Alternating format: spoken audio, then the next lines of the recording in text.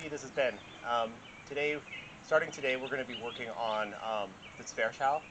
And so I think over the next bit, our videos are going to be a little smaller, and we're going to do shorter sequences and segments of them so that we can kind of cover a lot of ground with this. So I'll probably be releasing these about maybe every maybe instead of every twice a week, maybe 3 or 4 every week. Today we're going to start jumping in with the basic fundamentals of the Zwerchhau, and then the next few videos we'll talk about some short sequences that we can do with it.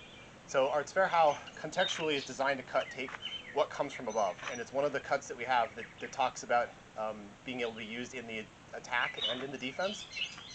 So you're doing it if he comes to you first, or if you can get to him first. So we'll get to that in a little bit. But first, whenever we teach the Zwerchhau, we always start with some of the basic fundamentals on our movement with it. And again, this is Ben's version of the Zwerchhau, which is a little unorthodox compared to, I think, what a lot of people in the general HEMA community deal with, slightly. So we'll cover Ben's version of it. There's obviously a lot of other takes on how to do it out there. So it's jumping right in. We are going to do, our Zwerchhau is a short edge cut, just as we know. I'm going to do is go ahead and start with my thumb on the flat and have my sword at my shoulder with it, just to kind of give us a starting position. You can turn into it as you cut too, but we're not going to probably get into that today. So we're going to go ahead and start with thumb on the flat, sword at the shoulder, and then we're going to do is kind of get into the very basic defense with it first. So usually what we do is we work on my take on the cutting, the defensive dynamic of the Zwerchhau cut before we get into using it in various ways. So we're going to start with this being very much a hip cut. So this is a cut that we do as we focus and we strike with all the strength of our body. And it's deceptively strong, even though it doesn't feel like it sometimes when you're cutting in the air. So what I'm doing is I'm cutting out of here. Now I'm not dealing with angle yet. We'll talk about that in a second. I'm going to basically be sticking-ish, horizontal-ish, maybe a little descending. And coming off my shoulder, I'm coming and cutting out to a position where both my arms are extended and straight. I'm getting a strong, straight structure out of my chest as I turn my body a little bit into that cut. And that's where I'm starting with this, as we're doing this. So start kind of in a normal, at the shoulder position, a little bit of hip turn as I'm coming into this, punching out, as I'm punching out, arms straight out. And this, you know what, we're not going to take it any further than this right now. We're just going to work on that punch straight out from that chest. So punching out from the chest, punching out from the chest. What I'm imagining in this case is a cut coming from above. So it's coming down at this angle. From above, I mean this, right? I don't mean is this. You see a lot of times, especially in tournament, it'll snap out from the shoulder to kind of cut at you. That's not a cut from above. It's not a threat from above, down on top of me. I'm dealing with something that I feel that pressure downward on me with it. So that angle becomes, when I cut off that shoulder, that angle can very sloppily come from all sorts of directions, right? Maybe with less than great cutting dynamic. But we're thinking about good, strong cutting from above at this point as being the context for this. If that's not what you're dealing with, then Zwerchhau is not the right tool.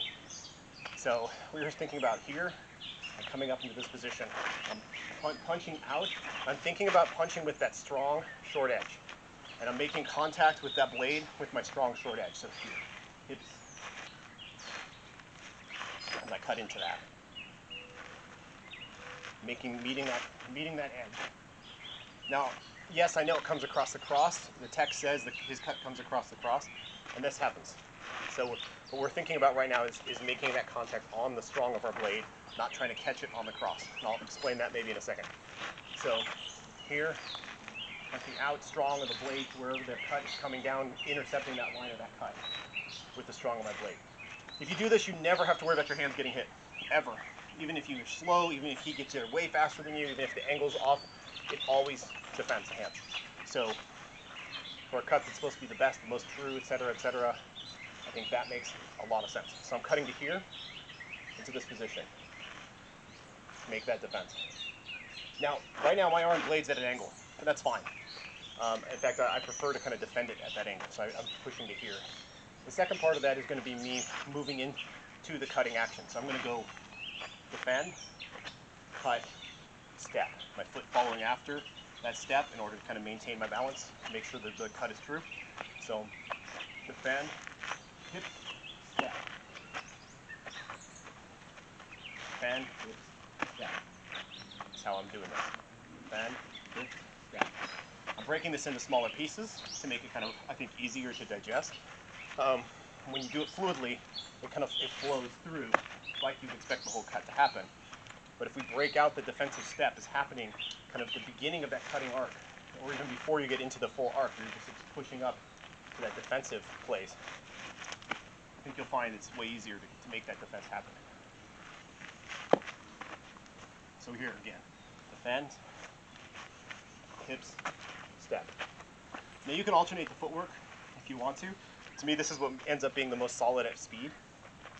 Alternately, you can do defend, step, hips as well, if you have the time to do that.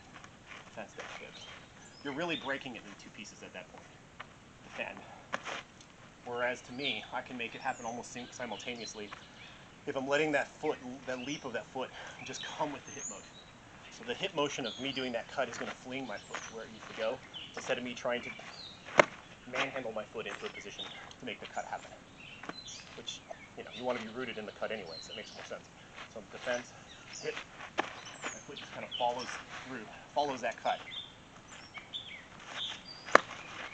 So it goes boom, boom, boom. One or two more and we'll move on. Defense, hip. So, defending the hands. So the text does say that the cut is going to come across your cross, and it does. It's going to be harder to illustrate with another sword here, but coming closer. Instead of that blade coming down across my cross this way, where it comes across my fingers, it actually comes diagonally across the cross this way. Which, without a sword, it's hard to tell, but it avoids the fingers altogether. And still comes across the cross. It just comes across it at an angle this way, instead of straight this way, which is better for your hands and defense anyway. So making contact on that strong, I think, is a key to part of that. So let's contextualize this. How do I move to make this work? This is my reading of the text. So when you come to the Fechtens, right? So to me, that's this. I'm kind of working my way in. I'm finding the right place and finding the right time, right? If you're more static person and you like to kind of work out of the silence and the stillness of your movement, it might be. But whatever you're using to kind of feel out that other person, that's how I'm picking up the Fechtens. So here I am, coming into the fight, and that process of me closing into that fight, right? Looking for the time to kind of do the thing. If in the middle of that, I notice he's reacting to me, and I can get him to bring the hands up, right? Which depends on the fighter. Sometimes you can see what kind of little tells they give that they're going to start giving them to kind of lift those hands. Sometimes they're the kind of fighter who starts mid-range and lift the cut, which is great. There's a lot of reasons why they might, but regardless, you're noticing that in this process that you can get those hands up, or that those hands are going up. And that happens when I know that that's going to happen. I'm stepping with my left foot forward. So when you come to him that's Fechtens, and you see that it's going up, you're going to place the left foot forward. Now I think of this as an active placement, not just happen to be with my left foot forward. So I'm coming to him in the Fechtens, right? I see that he's going to go up, he's going up. I step in, and I start putting that pressure on a little closer with that left foot step forward. So left foot step forward, get that pressure in, and I'm not provoking him into cutting me. I don't care if he cuts me or not. If he does, I'm going to cut into a way that closes that line, which is great. If he doesn't, that's fine, I'll hit him in the head, right? I'm not really particularly cared about provoking a reaction. His most likely reaction is just to cut me from above, which is good. If he doesn't, he doesn't. So I'm here, put that pressure, step, and then I'm going to launch him with the cut, right? I like to do hips first, and then foot comes second. So it's step, there, step. So boom, boom, left, fair, step. Here, he's up, left, fair, step. And that could be anywhere, right? I don't have to be up here to make it work. It's easier. But if I happen to be down here, I can go left, fair, step with it. Right. So if that process, again, in that process of me feeling out, coming to distance, I'm doing this, and he steps first. He starts taking the initiative. Doesn't matter. I don't have to switch tactics in my brain. My OODA loop is still planning on, right, me popping into its Zwerchhau. Just fire with it, run with it, right? So if I don't get that first step, I'm not creating that pressure distance. He's taking that place, right? And we're to the distance. I'm okay, because I can hit him without having to commit my feet and my body, right? If he's pushing that distance close, I'll Zwerch him. because I'm already in a position I can make that happen. All right, so he pushes the distance close. I work just out of the Zwerch straight in to hit him. All right. So Zwerch works either way. You get that thing in your head. If you find the place for you to initiate the pressure and make it happen, then you can launch it in initiative. If in the process of that he happens to get to you first, that's fine. You still launch it. It still works. That's it. All right. Thanks, TSG. Next, we'll be talking about a few different applications and sequences with that.